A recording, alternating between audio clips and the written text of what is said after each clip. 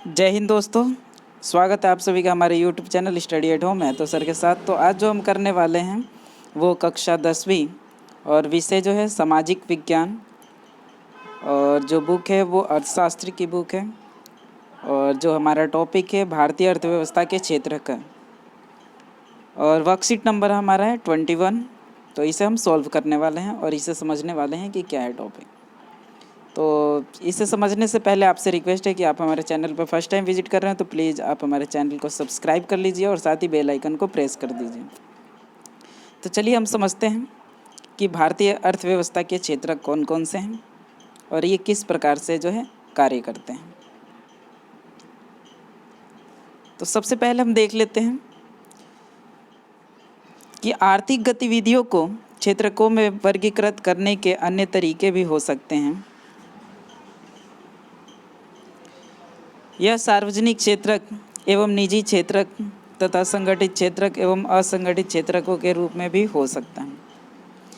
जो आर्थिक गतिविधियाँ होती है यानी कि जो भी क्रियाकलाप होता है आर्थिक की स्थिति को सुधार हेतु या फिर जीडीपी ग्रोथ बढ़ाने के लिए, तो ये सारी आर्थिक गतिविधियाँ जो होती है वो 4 प्रकार से की जा सकती है। एक सार्वजनिक क्षेत्रक के रूप में, निजी क्षेत्रक के रूप में, और जिसे संगठित क्षेत्रक और असंगठित क्षेत्रक, ये 4 रूपों में इसे डिवाइड किया जा सकता है। ठीक है, सार्वजनिक क्षेत्रक, निजी क्षेत्रक, संगठित क्षेत्रक और असंगठित क्षेत्रक।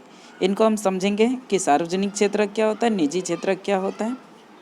तो चलिए देखते हैं। सबसे पहले सार्वजनिक क्षेत्रक के बारे में हम देखते हैं। तो सार्वजनिक क्षेत्रक क्या होता है कि परिसंपत्तियों पर सरकार का नियंत्रण, कि ऐसी संपत्तियां जिन पे किसका नियंत्रण हो, सरकार का, वो सार्वजनिक। नाम से ही पता चल रहा है सार्वजनिक।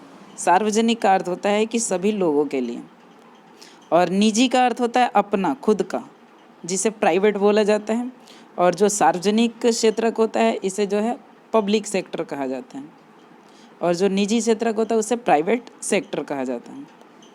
जो सेकंड पॉइंट है सार्वजनिक क्षेत्र का, इसका उद्देश्य केवल लाभ कमाना नहीं होता है। बिल्कुल, जो सरकारी कार्य होते हैं, जो सरकारी जो क्रियाकलाप होते हैं, उसका सिर्फ ये उद्देश्य नहीं होता है कि धन कमाना, इससे लोगों की सेवा भी देखी जाती है, लोगों की सेवा हो रही है या नहीं हो रही।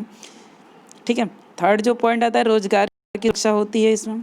बिल्कुल, जो भी रोजगार उपलब्ध होते हैं वो उसके बाद जो पेंशन मिलना, ये जो है इसकी जो बहुत सारी, और साथ में जो है मेडिकल फैसिलिटी वगैरह मिल जाती है। ठीक है, साथ में पेंशन वगैरह सुविधाएं इसमें उपलब्ध होती है। तो ये रोजगार की सुरक्षा होती है इसमें। और जो फोर्थ पॉइंट है, सभी सेवाएं सरकार उपलब्ध करवाती है। बिल्कुल, जितनी भी सारी सेवाएं होती है वो सरकार की तरफ से उपलब्ध करवाई जाती हैं। सवैतनिक छुट्टी व अन्य सेवाएं भी दी जाती हैं। ठीक है, और इसमें छुट्टी भी प्राप्त की जा सकती है, महीने में और साल की भी होती है। उसमें जो छुट्टी उपलब्ध होती है वो छुट्टियां उपलब्ध करवाई जाती है। इसके अलावा अन्य सेवाएं भी दी जाती हैं। ठीक है, जैसे कि ट्रेवलिंग की सुविधाएं दी जाती है। तो ट्रेवलिंग जैसे जो भी अपना जो कार वगैरह या फिर इसके अलावा जो है बस वगैरह के लिए जो है ट्रेवलिंग पैसे वो अलग से भी दी जाती है। ठीक है, इसके अलावा जैसे इसमें एग्जाम्पल है, तो इसमें एग्जाम्पल समझाया गया कि भारतीय रेलवे, और भी बहुत सारे एग्जाम्पल है, अभी मैं दिखा दूंगा कि किस तरह से, और भी बहुत सारे एग्जाम्पल्स हैं। इसी प्रकार से निजी क्षेत्र की बात करते हैं तो इस पे क्या होता है, इस पे जो है स्वामित्व जो होता है वो किसी व्यक्ति का अपना खुद का होता है। इस पे सरकारी जो है दखल अंदाजी नहीं होती है।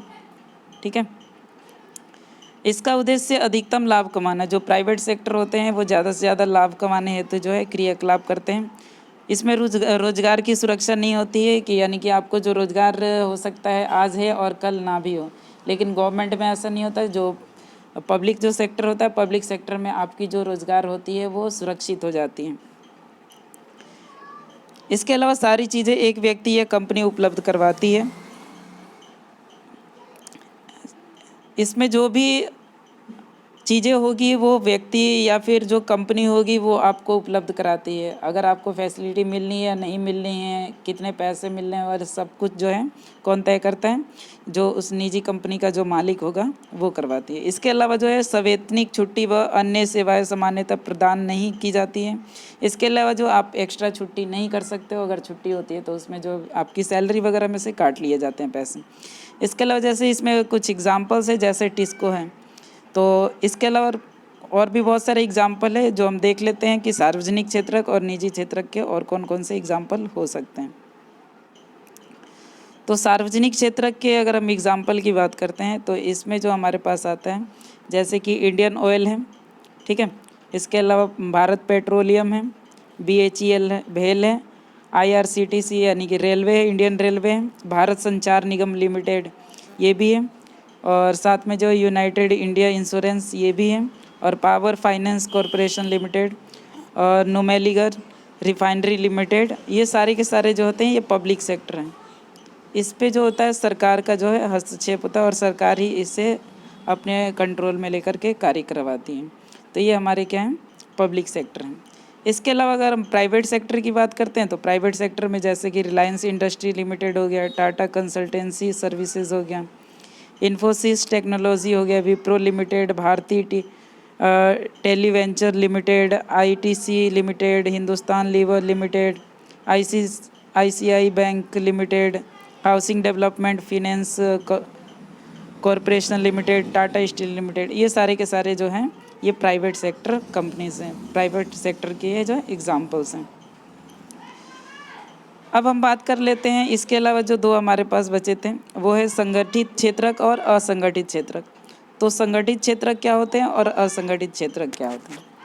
तो संगठित क्षेत्रक ये होते हैं जो जिन्हें जो है कंपनी की तरफ से हर एक तरह की जो है अलाउंस प्रदान की जाती है, मतलब हर एक तरह की सुविधाएं उन्हें जो उपलब्ध करवाई जाती है, और इसमें भी जो होती है आपके जो जॉब वगैरह होती है एक तरह से सुरक्षित रहती है, और उचित वेतन, इसमें जो वेतन होता है वो ज़्यादा मतलब मिलता है, उचित जो आपका जो फिक्स होता है उसके हिसाब से मिलता है, कार्य के हिसाब से, कार्य के निश्चित घंटे होते हैं, और नौकरी की निश्चितता होती है। आपकी जो नौकरी जो है वो फिक्स हो जाती है कि आपको जॉब मतलब परमानेंट टाइप में ये जॉब हो जाती है, ठीक है।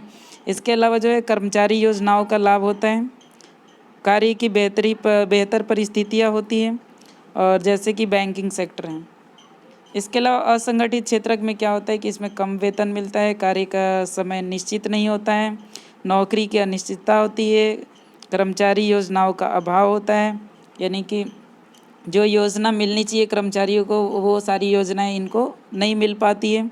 निम्न स्तरीय कार्य परिस्थितियाँ होती है, इनके जो कार्य करने की जो स्थिति होती है ज़्यादा मतलब अच्छी सुविधा वगैरह नहीं दी जाती है, और ये जो होते हैं जैसे कि उदाहरण में रेहड़ी पटरी वाले जो होते हैं ये असंगठित क्षेत्र में आते हैं। इसके अलावा कुछ और भी देख लेते हैं संगठित क्षेत्रक और असंगठित क्षेत्रक में जो है किस तरह से एग्जाम्पल्स होते हैं, कौन कौन से चीज़ें इसमें सम्मिलित की जाती है, कौन कौन से क्रियाकलाप इसमें सम्मिलित होते हैं।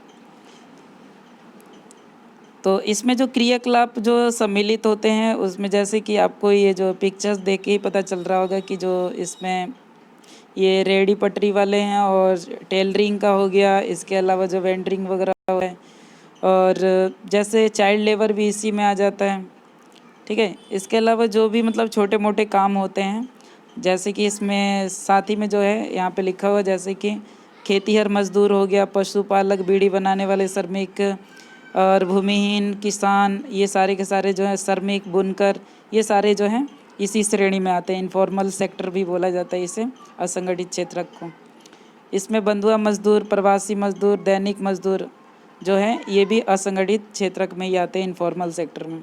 इसके अलावा जो है सफाई कर्मी, सिर पर मैला ढोलने वाले जो आदमी हैं ये भी। इसके अलावा जो है घरेलू कामगार, महिलाएं, नाई, सब्जी वाले, फल विक्रेता, समाचार पत्र विक्रेता, ये सारे के सारे जो हैं ये असंगठित क्षेत्र में आते हैं। तो हमारे पास जो क्वेश्चंस पूछा गया वो क्वेश्चन कुछ इस प्रकार से हैं कि सार्वजनिक क्षेत्र एवं निजी क्षेत्र की तुलना कीजिए। तो हम यहाँ पे आंसर अपना लिख सकते हैं यहाँ से इन दोनों के बीच में जो डिफरेंस है वो यहाँ से हम लिख सकते हैं। जो सेकंड क्वेश्चन है, संगठित क्षेत्रक और असंगठित क्षेत्रक के बीच तुलना कीजिए, उसका भी आंसर हम यहाँ से लिख सकते हैं।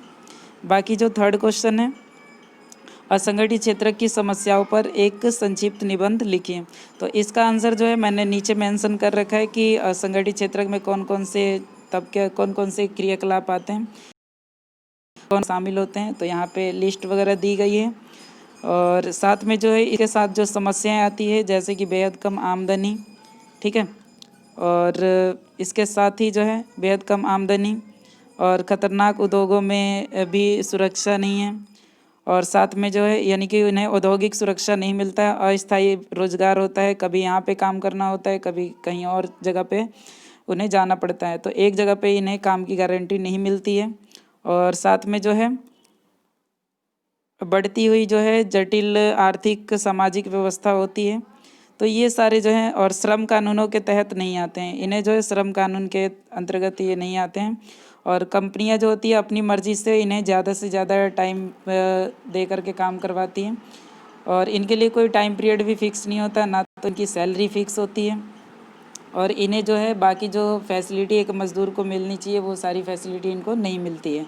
तो ये सारे असंगठित क्षेत्रक होते हैं, तो यहाँ से हम नोट डाउन यहाँ पे आंसर जो है लिख सकते हैं। आई थिंक आपको ये वीडियो बहुत पसंद आई हो। यदि आपको वीडियो पसंद आई हो तो प्लीज़ आप हमारे चैनल को सब्सक्राइब कर लीजिए, और साथ ही जो बेल आइकन को भी प्रेस कर दीजिएगा, और साथ ही अपने दोस्तों के बीच ज़्यादा से ज़्यादा शेयर कीजिए। और मिलते हैं एक नेक्स्ट टॉपिक के साथ, तब तक के लिए जय हिंद, जय भारत।